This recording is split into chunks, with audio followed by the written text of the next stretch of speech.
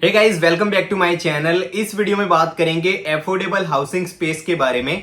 इस स्पेस के अंदर बहुत अच्छे टैलेंट्स है और तीनों कंपनीज जो बड़े कंपनीज है अफोर्डेबल हाउसिंग फाइनेंस की मैं बात कर रहा हूँ। बजाज हाउसिंग फाइनेंस जो है वो प्रीमियम सेगमेंट के अंदर डील करते हैं। जो बड़े हाउसेस होते हैं 30 लाख के, 35 लाख के या फिर 50 लाख के, करोड़ के, उसमें वो लोग डील करते हैं। जबकि अफोर्डेबल हाउसिंग फाइनेंस के अंदर जो 10 लाख से 15 लाख की टिकट साइज होती है उसमें ये लोग सारे जो प्लेयर्स है वो डील करते हैं। लाइक अपना इंडिया सेल्टर हो गया, होम फर्स्ट फाइनेंस हो गया, एप्टस हो गया, ये सारे जो है वो स्मॉल टिकट साइज के अंदर जो है वो डील करते हैं। लाइक 10 लाख टू 15 लाख के अंदर। ठीक है, अब देखो, अगर आप लोग इंडिया के एनबीएफसी सेक्टर या फिर माइक्रो फाइनेंस साइकिल की बात करें तो पिछले कुछ टाइम से बहुत ज्यादा दिक्कतें देखने को मिली है। जो कर्नाटक के अंदर इश्यू हुआ उसके बाद मतलब काफी ज्यादा जगह पे मतलब एमपीए बढ़ चुके कंपनी के और काफी ज्यादा डिफॉल्ट रेशियो भी कंपनी के बढ़ चुके और उसके बाद इनको क्रेडिट कॉस्ट भी अपना बढ़ाना पड़ा और पूरा जो फोकस है मतलब माइक्रो फाइनेंस को वो मतलब जो पैसा है दिया हुआ वो निकालने के ऊपर फोकस करना पड़ा एज कंपेयर टू अपना डिसबर्समेंट बढ़ा सके। ठीक है, लेकिन इन सब के बीच में मतलब ये पूरा जो एनबीएफसी सेक्टर के अंदर इतना परेशानी हो रहा था इंडिया के अंदर, स्टिल एक ऐसा सेक्टर जो तेजी से ग्रो कर रहा था और बहुत तगड़े तरीके से ग्रो कर रहा था वो था अफोर्डेबल हाउसिंग फाइनेंस। इसके अंदर चाहे इंडिया सेल्टर हो, होम फर्स्ट फाइनेंस हो या फिर एप्टस हो, इसमें काफी ज्यादा ग्रोथ हमको पिछले कुछ टाइम से देखने को मिली है। इनका बिजनेस भी ग्रो किया है और इनके स्टॉक्स ने भी बहुत अच्छा पैसा पिछले कुछ टाइम से बनाया है। लेकिन इस सेक्टर की अगर बात करें तो यहाँ पे इतनी ग्रोथ क्यों देखने को मिल रही है? तो पहले तो देखो, आप लोग आसपास देखोगे तो एक मिडिल क्लास फैमिली का सबसे बड़ा ड्रीम होता है तो अपना हाउस परचेज करना होता है। ठीक है, मतलब घर बनाना सबका एक ख्वाब होता है और इंडिया के अंदर ये जो मतलब हाउसिंग वाला जो सेगमेंट है वो काफी अंडर पेनिट्रेशन है। ठीक है, तो डेफिनेटली यहाँ पे तो ग्रोथ देखने को मिलेगी ही। हर एक बंदा जो अगर जॉब पे भी नया चढ़ता है तो उसको भी मतलब एक फोकस होता है कि अपना घर खरीदूंगा और घर 90% लोग इंडिया में जो है वो लोन पे खरीदते हैं और मतलब ज्यादातर जो है मतलब टिकट साइज यही होता है 10 to 15 लाख, 20 लाख। इसी मतलब सेगमेंट के अंदर अच्छी खासी जो है वो डिमांड देखने को मिलती है। तो इसी कारण यहाँ पे डिमांड की कोई भी इश्यू है नहीं। आने वाले 3 से 5 साल के अंदर यहाँ पे जो डिमांड है उसका कोई भी दिक्कत एज ऑफ नाउ जो सारे कंपनीज के कॉन कॉल्स आप लोग देखोगे तो आपको देखने को नहीं मिलेगा। ठीक है, अब 3 प्लेयर्स के रिजल्ट्स आए हैं और यही 3 प्लेयर्स है जिसके ऊपर ज्यादा हम लोग फोकस करके चलते हैं क्योंकि इनका ग्रोथ रेट बहुत ज्यादा है। उसके अलावा भी अगर आप लोग देखोगे आवास है, उसके अलावा भी 2-3 और प्लेयर्स है, लेकिन हम लोग सबसे ज्यादा जो बात करते हैं इन्हीं 3 प्लेयर्स की बात करते हैं। एक तो अपना इंडिया सेल्टर हो गया, उसके बाद होम फर्स्ट फाइनेंस हो गया और उसके बाद एप्टस हो गया। अब इन तीनों में सबसे बेस्ट अगर कोई कर रहा है तो वो इंडिया सेल्टर कर रहा है। इंडिया सेल्टर ने अपना जो मतलब रेवेन्यू है उसको 31% से ग्रो किया, ऑपरेटिंग लेवरेज भी इनको मिला और आप लोग देखोगे तो इनका डीपीडी रेशियो जो है वो बढ़ रहा है पिछले कुछ मंथ टू मंथ। लेकिन कंपनी का कॉन कॉल मैंने जब पढ़ा तो मेरे को पता चला कि देखो, दिक्कत वाली कोई बात है नहीं। इनका जब जब टिकट साइज बड़ा होगा तो थोड़ा सा जो इंक्रीमेंट, इतना भी ज्यादा मतलब कंसर्न वाला इंक्रीमेंट नहीं है 1+ डीपीडी में, लेकिन आपको उसमें इंक्रीमेंट देखने को मिलता है। लेकिन ये टेंशन वाली बात नहीं है।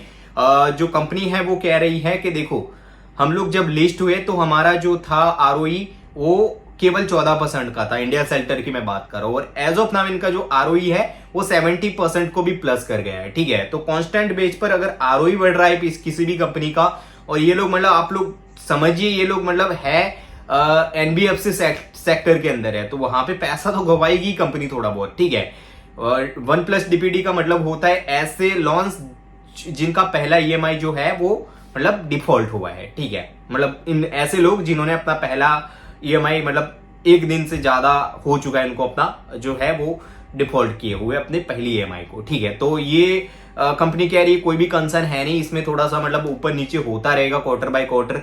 ठीक है, बाकी ओवरऑल बेस पर कोई भी ऐसा है नहीं कि मतलब एनपीए कंपनी के बढ़ जाएंगे या फिर डिफॉल्ट्स बढ़ जाएंगे, ऐसा कोई भी प्रॉब्लम है नहीं। ये थोड़ा बहुत ऊपर नीचे होता रहेगा और मेनली इंडिया सेल्टर का ये प्रॉब्लम था जो मतलब ये बढ़ने का डीपीडी 1+, वो एक ही एरिया के अंदर था मध्य प्रदेश में शायद। वो कंपनी कह रही है कि आने वाले क्वार्टर्स में इंप्रूव हो जाएगा। ठीक है, तो देखो, सबसे तेजी से ग्रो कर रहे हैं अफोर्डेबल हाउसिंग फाइनेंस के अंदर इंडिया सेल्टर। आरओई तेजी से ग्रो कर रहा है। इनके जो यहाँ पे मैनेजमेंट के अंदर है उन लोगों ने इससे पहले भी एक हाउसिंग फाइनेंस कंपनी मतलब बना के एचडीएफसी को बेच भी दी है। ठीक है, तो मैनेजमेंट भी इनका बढ़िया है। तो इस सेगमेंट के अंदर सबसे बढ़िया कोई प्लेयर मेरे को लगता है तो वो इंडिया सेल्टर है, क्योंकि इनका जो मतलब इनके मैनेजमेंट का कॉन्फिडेंस है वो बहुत ज्यादा बढ़िया है। आप लोग इनके कॉन्फिडेंस को देखोगे तो मतलब लगेगा ही नहीं कि ये लोग आने वाले टाइम में अपना ग्रोथ रेट कम करेंगे, मतलब वही कांस्टेंट 30 to 35 के जो मतलब अंडर है ये लोग ग्रो करते रहेंगे। 30 to 35 के आसपास यहाँ पे ये लोग अपने जो मतलब लोन बुक है उसको ग्रो करते रहेंगे। ठीक है, दूसरा प्लेयर अपना आ जाता है यहाँ पे होम फर्स्ट फाइनेंस, जो कि है यहाँ पे अपने ग्रोथ को लेके आया 25% का ग्रोथ किया इस सीजन लोन बुक में। डिसबर्समेंट में यहाँ पे पिछले क्वार्टर के अंदर बहुत ज्यादा मतलब दिक्कत देखने को मिली थी, जो इस क्वार्टर के अंदर इंप्रूव हुई है, लेकिन उतना इंप्रूव नहीं हुई है।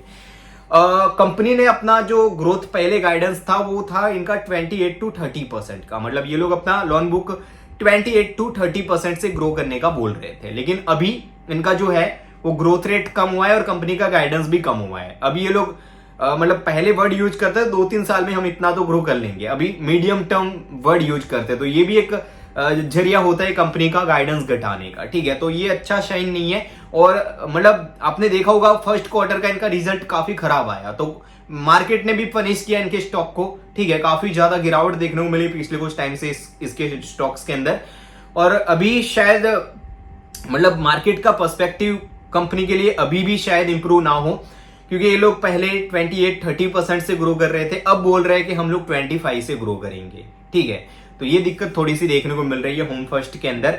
ठीक है, मैनेजमेंट के अंदर थोड़ा सा कॉन्फिडेंस कम देखने को मिला है। उसके बाद एप्टस, अब एप्टस को मैं इतना कंसिडर करता नहीं हूं, क्योंकि अगर आप लोग देखोगे तो इस साल इन्होंने जो है मतलब इस क्वार्टर के अंदर इन्होंने अपने जो लोन बुक को ग्रो किया वो 22% से ग्रो किया। अब आप लोगों का जो लोन बुक है वो उसका बेस काफी छोटा है, आपसे काफी बड़े बेस के ऊपर है बजाज हाउसिंग फाइनेंस। उन्होंने अपने लोन बुक को 30% से ग्रो करते हैं, 28% से ग्रो कर रहे हैं, और आप लोग अपने जो यहाँ पे लोन बुक को ग्रो कर रहे हो केवल 22% से। ठीक है, और गाइडेंस भी इनका यही है, ये लोग बोल ही रहे हैं 22 से 23 के आसपास या फिर 24 के आसपास ये लोग यहाँ पे आने वाले टाइम में ग्रो करेंगे। तो एप्टस को तो रेस से मैं निकाल ही रहा हूं। होम फर्स्ट को आप लोग दे सकते हो, लेकिन मुझे नहीं लगता कि मीडियम टर्म में मार्केट का पर्सपेक्टिव इसको लेके कोई ज्यादा बेहतर होगा। तो एज ऑफ नाउ इस स्पेस के अंदर सबसे बढ़िया मेरे को कोई प्लेयर लगता है तो वो इंडिया सेल्टर, क्योंकि कॉन्फिडेंस काफी बढ़िया है, मैनेजमेंट का हिस्ट्री बहुत बढ़िया है, मैनेजमेंट काफी कॉन्फिडेंट दिख रहा है। यहां से लोग क्लियरली बोल रहे हैं कि 2 से 3 साल तक तो हम आराम से अपने लोन बुक को मतलब 30 to 35% के आसपास से ग्रो कर ही लेंगे। ठीक है, तो ये एक बहुत अच्छा शाइन है एक मैनेजमेंट का। ठीक है, बाकी इसमें कोई अपडेट होंगे तो उसके ऊपर एक वीडियो बना लेंगे। बाकी Q2 का रिजल्ट्स सीजन चल रहा है, जिसके वीडियोस आपको हमारे चैनल पर मिल रहे हैं। वैल्यू आपको मिली है तो कमेंट्स के अंदर बताइएगा, कोई गलतियां हुई है तो वो भी बताइएगा, नए हैं तो थोड़ी सी गलतियां हो सकती है। ठीक है, लेकिन सीख रहे हैं, बेस्ट से बेस्ट देने की कोशिश कर रहे हैं वैल्यू। तो अगर आपको कुछ बेहतर लगा है तो वो भी बताइएगा कमेंट्स में, नहीं लगा है जहां पे आपको लगता है कि इंप्रूवमेंट करना चाहिए तो वो भी बताइएगा। ठीक है, बाकी लाइक कर दीजिएगा अगर वीडियो पसंद आया है तो। ठीक है, बाकी एक्स के ऊपर भी मेरे को फॉलो कर सकते हो, वहां पे भी मैं जो भी कंपनी के रिजल्ट्स आते हैं उसका क्विक जो अपडेट्स है वो आपको वहीं पे मिल जाता है, उसका लिंक में मैं आपको दे दूंगा डिस्क्रिप्शन बॉक्स में। Thanks for the watching.